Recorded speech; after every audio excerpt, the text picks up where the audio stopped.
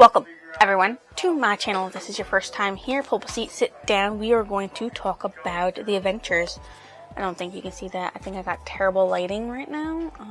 Camera, can you get some good lighting here? Okay, well, The Adventures of Sherlock Holmes by Sir Arthur Conan Doyle. This one has 12. Check it. 12, okay? That's not what I meant to do. It has 12 short stories in here.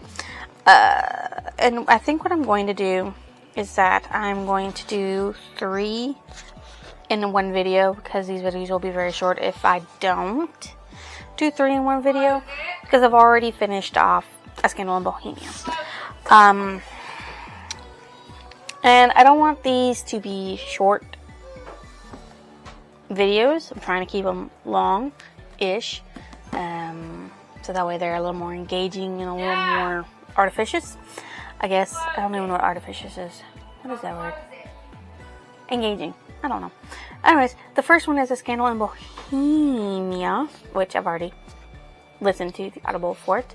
Okay, so in this one, it talks about how Sherlock Holmes finally meets Irene Adler, or as they say, Irene Adler in the book. It's so dark. Why? Be non-dark. I don't know why it's dark in my room right now. Oh wait, yes I do. Hold on. Let me brighten up your day. Maybe now you'll be able to see it better. No, you won't. You'll still be able to see it better this way, right here. Anyways, I tried. So this is where you meet Irene Adler. So the king of Bohemia in Germanish area, I guess, of Bohemia.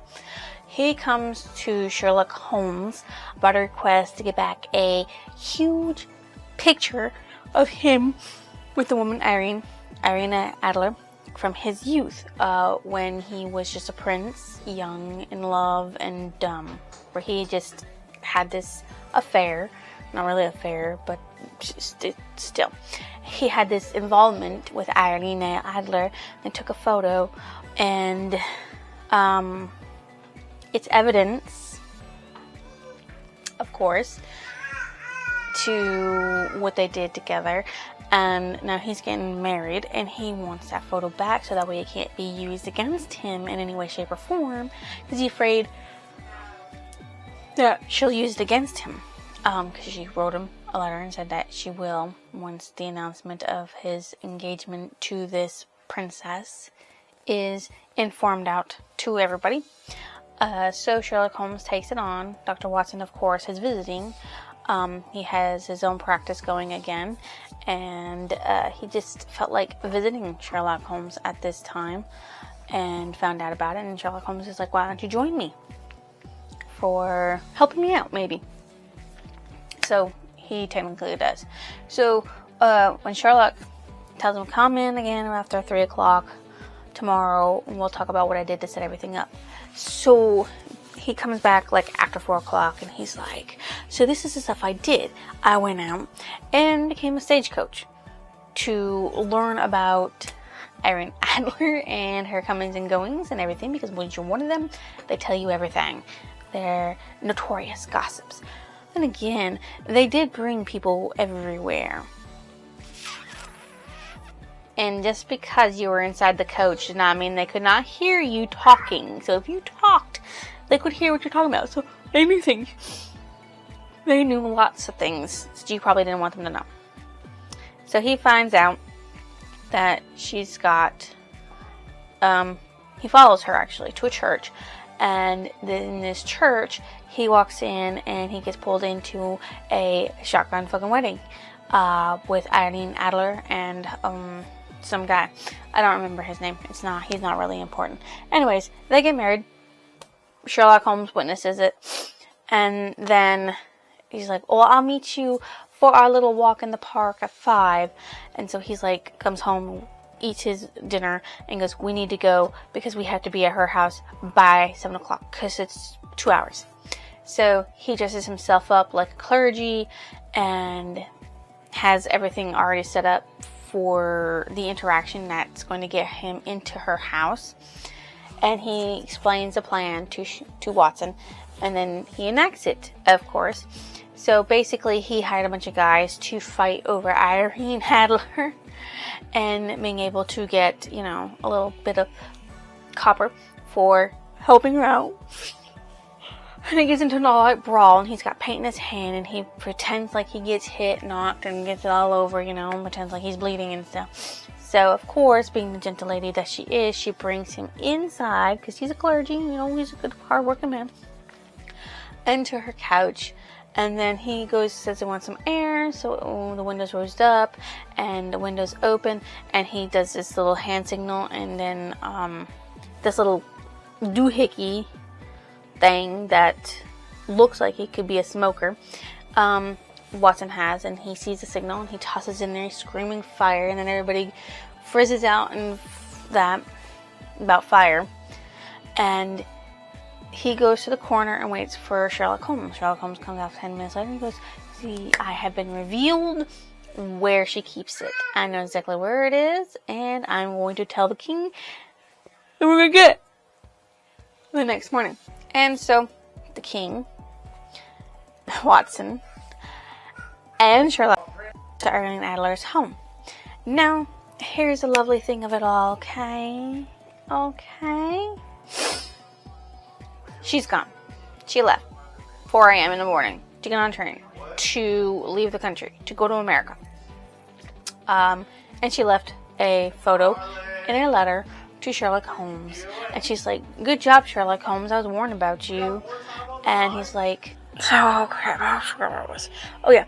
She's like, you had me, you fooled me up until the fire thing happened. And I realized I revealed myself. So I had you follow to make sure who you were, and it reveals that you were Sherlock Holmes, and I couldn't help myself in saying goodnight to you.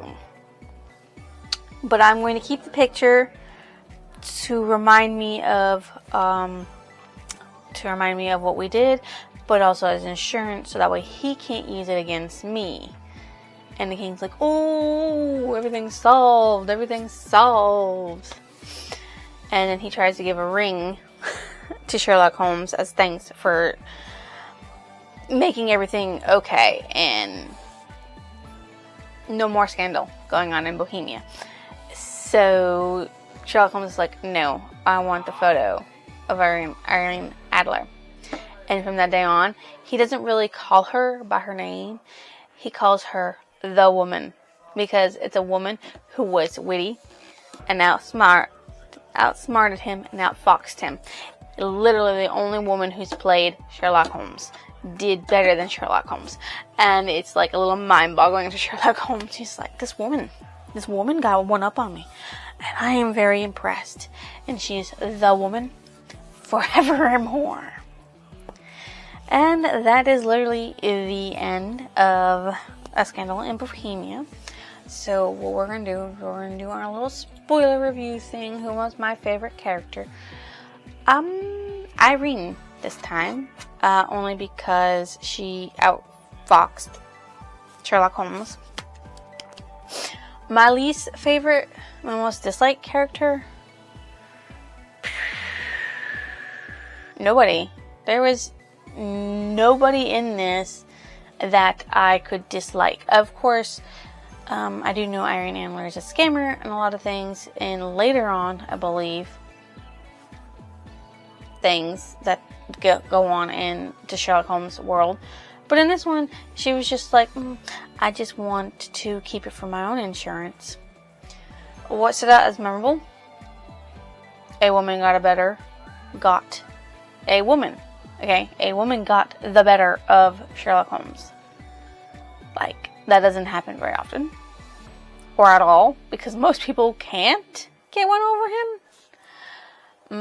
There is no favorite passage, because it's short, and obviously, well, maybe I can say favorite passage for this would be the simple fact that the very last thing. And that's how a great scandal threatened to affect the kingdom of Bohemia, and how the best plans of Mr. Sherlock Holmes were beaten by a woman's wit. He used to make merry over the cleverness of women, but I have not heard him do it of late. And when he speaks of Irene Adler, or when he refers to her photograph, it is always under the honorable title of the woman. 'Cause, like, bested him. I don't.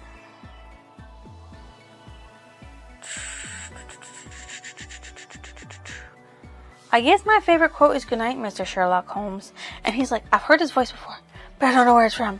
And he's a little confused about it. What a thought about the ending of the story. The short story. She got away.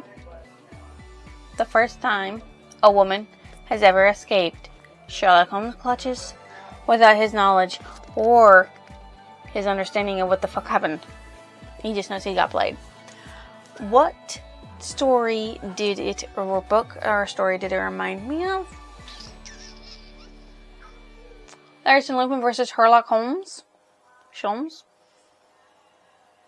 Even though, in my opinion, Sherlock Holmes and Sherlock Holmes are two different people, it still reminds me of how, of course, Arsene Lupin outwitted Sherlock Holmes. This story, as you know, is part of a series called Sherlock Holmes, and there's like a gajillion of them. Okay, there's 12 of them in this book alone. I'm going to write The Scandal in Bohemia, because I've actually already read The Scandal in Bohemia for college, so it's not really that big of a surprise to me about what was going on in it. I'm going to rate it a 3.5, because it's not a murder mystery. It's more of a case of getting the photograph back from some lady, and he had to figure out how to do it, and he was still outfoxed. So I'm going to give that a 3.5. And instead of my usual outro here, because we are low on, this is going to be a very small episode if I just stopped here. In the next clip, we will go on to talk about the next one, which is, I believe, the Red-Headed League. So, I'll see you in the next clip.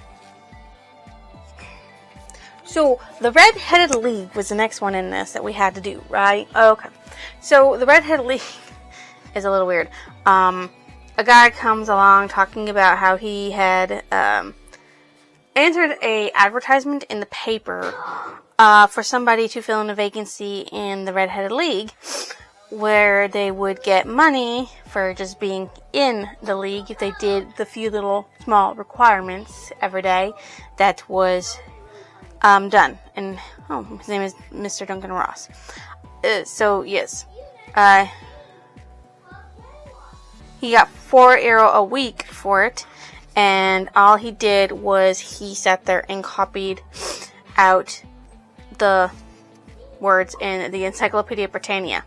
And if you guys know, the Britannia is like the everything for British people and other people too, for the alphabet and words that we say and what they mean. I can't even say what they say. I'm just too flabbergasted for that shit, okay?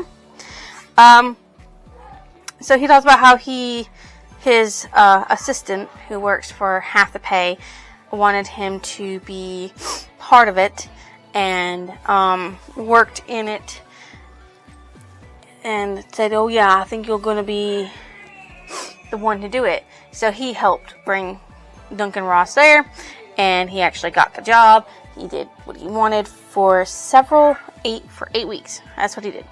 And then he came in, and the place was locked up, and it said it was dissolved, and there was nobody there.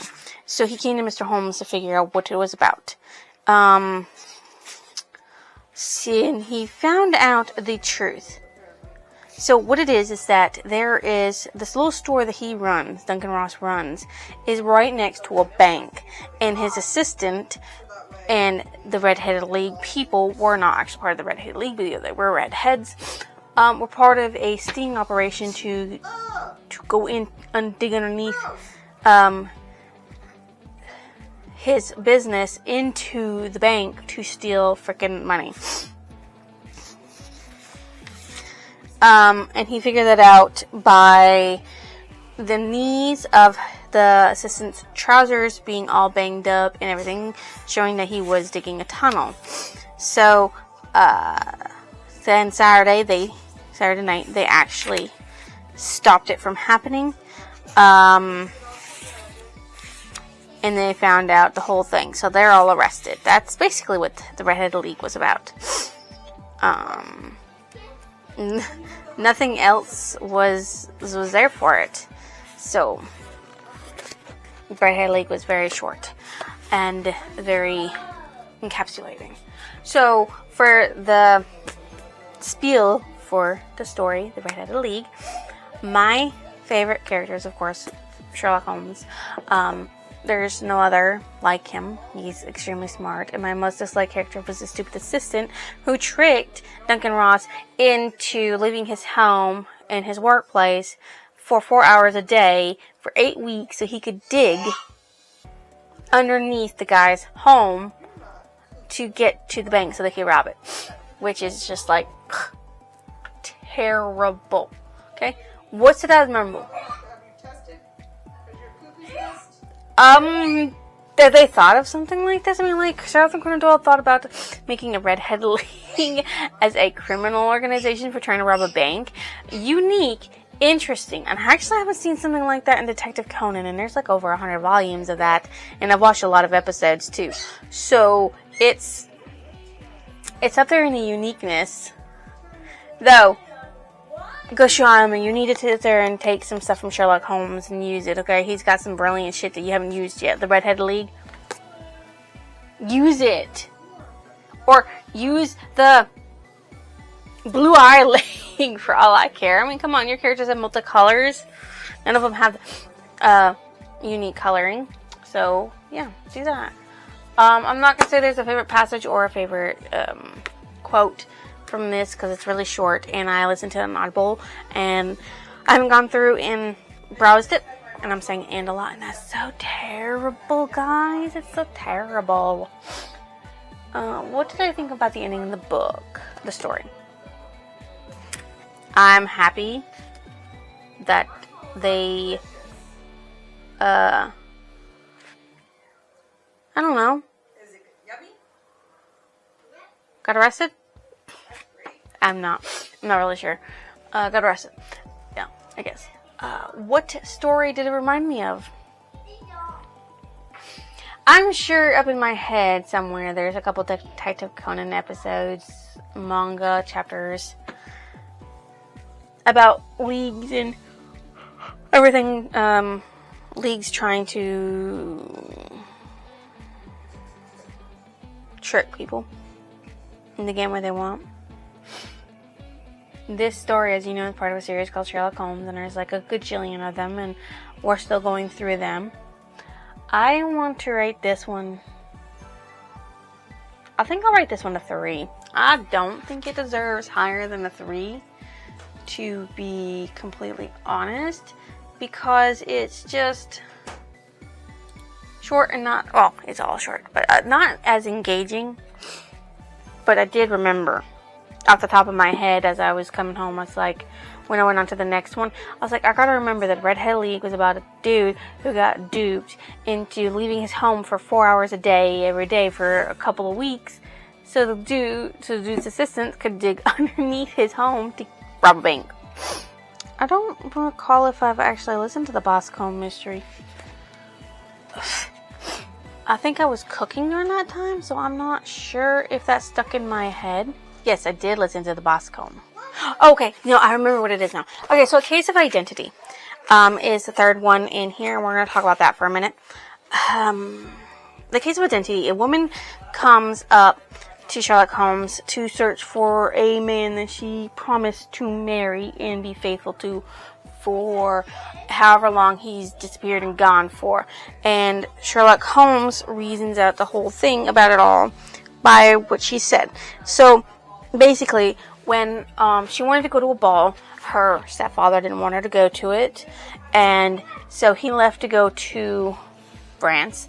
And while he was gone, she met a lovely man with a mustache, wore something on his head, disguised himself to cover up something because he's like allergic to the sun or whatever, and wears sunglasses because he can't see because of the sun, and talks in a whispery voice because his throat was damaged.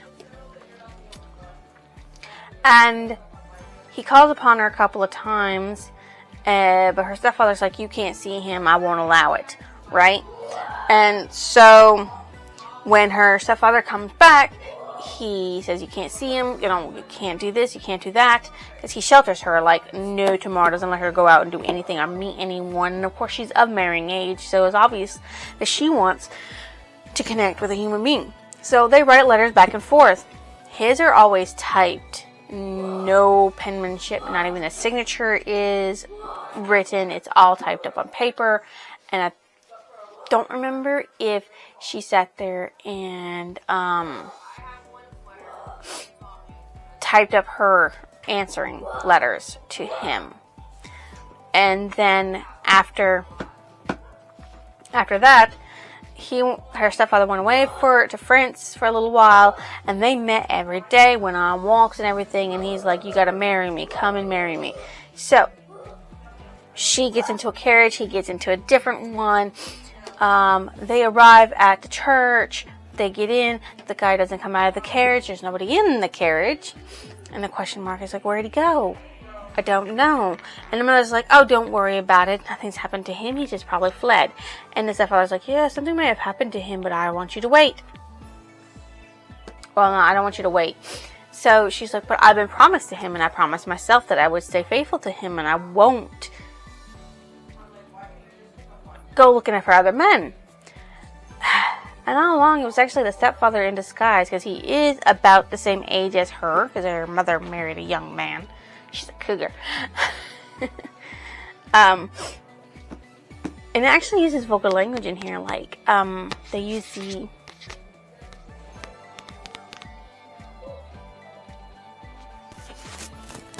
slut. Okay, that's what they use. If you didn't hear, I don't care. I'm not saying it again, okay? Okay, I might pipe it up on the screen for you guys. But anyway, it's really weird, because she calls herself that, the girl. I forget her fucking name, because there's so many people in this, and it's just so weird how it's like that. Miss Mary Sutherland. So basically, what he did is that he pretended to be a dude that she met to make her fall in love with him. Hook, line, sinker, and draw her in, so her emotions are tied to the fake dude, and then leaves her, and so that way she won't look for 10 or so years, because he's getting like 100 pennies,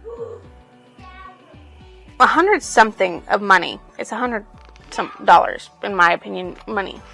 She's getting a lot of money from her uncle who set it up, and so long as she's living there, her mother gets it, so that's money that they get to use. Yeah, so basically he just didn't want her to leave, so that way she wouldn't have money. So he wouldn't have the money anymore, and he was comfortable with that money, and he wanted that money. So he made up the whole thing of a different identity, I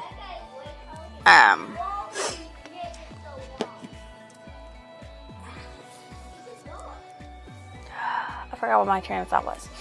Regardless of what my train of thought was on that, he used the same typewriter to type up the letters that he responded to Sherlock Holmes with, because Sherlock Holmes asked him to come. called for him to come, and he responded with, "They'll be here at this time and time." And he compared it with the notes from the suitor she had, and he realized they were from the same typewriter. And he talked to the people at his job, found out that it was the guy who matched and not the suitor. So he's like, "Oh, the stepfather's the suitor." So the coach trick was simple. He got in on one side and got out on the other side, because coaches back then had 2 doors, and it had 2 doors, so you could go in one side and get out the other side, and nobody wouldn't be the wiser if they're watching on one side. They wouldn't see you get out on the other side, as long as you were careful about it. Of course, she is going to be waiting her suitor to come back one day, and nothing will convince her otherwise, which is a little sad. In my opinion, that's a little sad.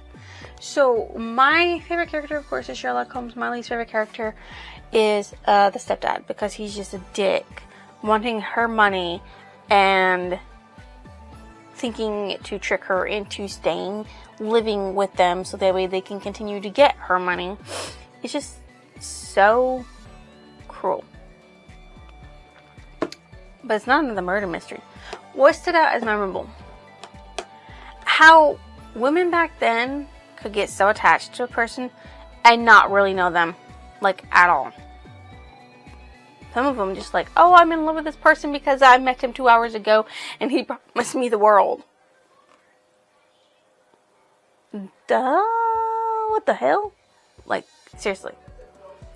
The weirdest shit ever. Alright, so no favorite quote, no favorite passage, because I was listening to this on my way home, and then I continued listening to it while I was cooking dinner. So, what did I think about the ending of the book? I'm glad that the culprit was caught and the mystery was solved, but I don't like the fact that Miss Sutherland doesn't know that her suitor was actually her stepfather in disguise. Or why she never questioned anything of how he looked. What story did it remind me of? I don't know. Honestly, I can't say at all. I cannot say at all what that is about. What it reminded me of. This book, of course, I don't know why I'm telling you. You already know. It's part of a series. I write the case of identity. I'm going to say a 3 again. Why? Because he was such a douche. Why couldn't you have made it somebody else? Like her, make her have a brother or something. That would be like, "I'm protecting you." Like, "I'm protecting you from your stupid ass mistakes," right? Right, that's what it should have been. So, we're going to go on to the last one for this. So, we're going to do 4. And probably make it like 3 videos. So, the Boscombe Valley Mystery. So, Sherlock Holmes sits there and wires Watson, "Do you have time? We need to go somewhere. I want you to come with me." To west of England in the connection with Boscombe Valley tragedy. So basically the tragedy is that a father died and a son is being accused of the murder because he was seen walking the same way his father went and having a spat with his father while holding a gun, and the dude had his head bashed in. So yeah, Sherlock Holmes goes to solve it. Lestrade's like, "Oh, we know it's him. We know it's him. He said it was him. He knew it was going to happen." And the only reason he said he knew he was going to get arrested was because obviously he was in the wrong place at the wrong time. And his father didn't even know he was home. So there's a call that his father does to beckon his son to him. And he had made that noise. And his son, who had arrived home early, took out his gun to go hunting, I believe it was. Heard the call and confronted his father. And his father's like, "What are you doing here?" "Oh, well, I'm here early." And they got into an argument. He wouldn't say what the argument was about. But he just still had the argument with his father. And then he left and came back. And his father was dead because he heard a cry. And his father had said something like rat. Right? So the thing is that this woman who sat there and came out to speak to Mr. Sherlock Holmes, her name is Miss Turner, And she believes that he wouldn't do it, and that they love each other like brother and sister. Although the guy, what's his name? Mr. McCarthy.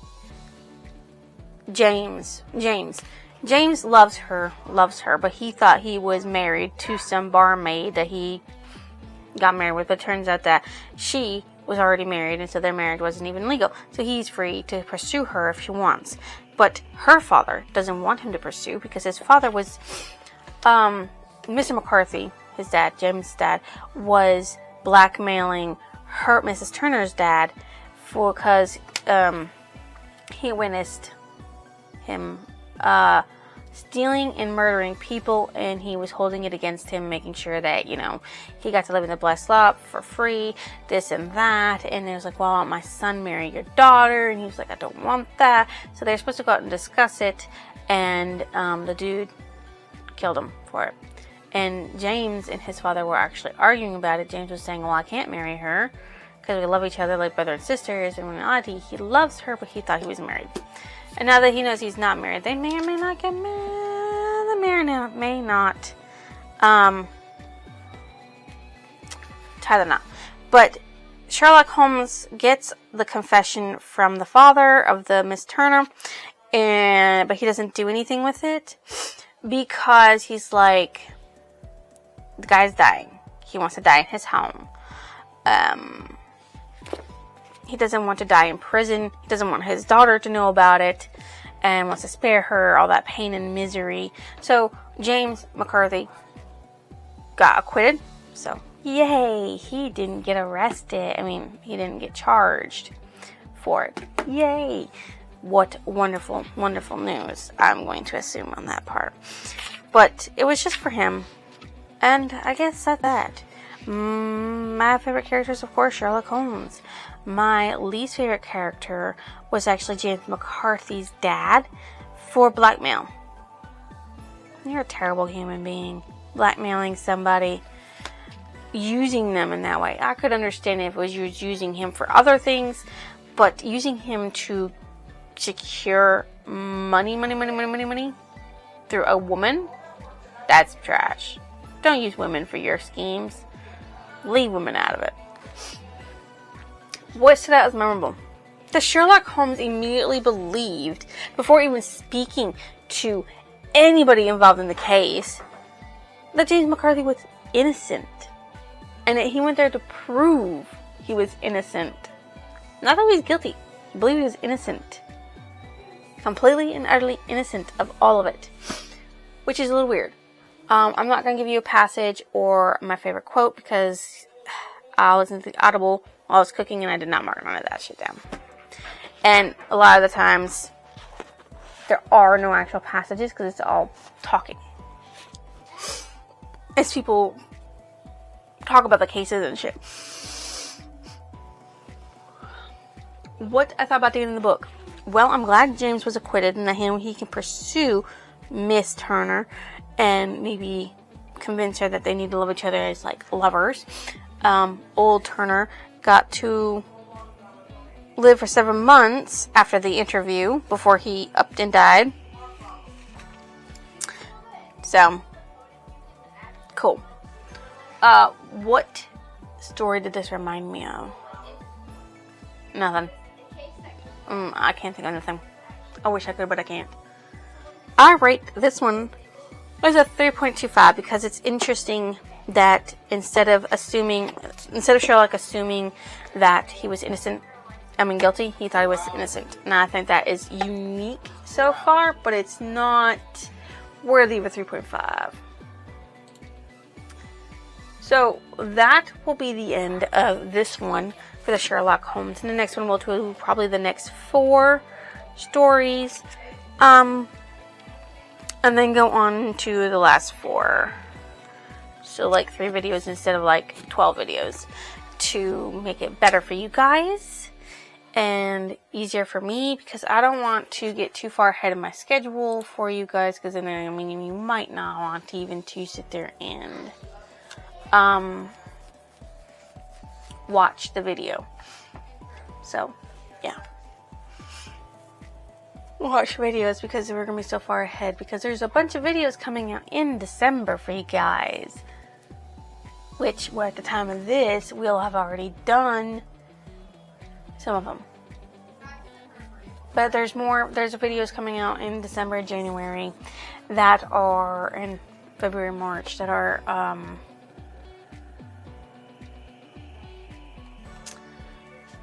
going to be different from my normal, and I want to make sure I don't get too far. These spoiler reviews get pushed out too far into the future to where you're listening to me talk about, say, the last book in this, The Adventure of the Copper Beaches, in March. You know, that's so far away, and I don't want it to be that far away for you guys. I just want it to be like a couple. So I'm going to try to pull those back, so that way you don't get something like, say, my December wrap-up in March. My December spoiler reviews in March. We don't need that. So, if you think I deserve a like, comment, and a lovely subscription, why don't you go ahead and drop it down below. I will see you next illusion.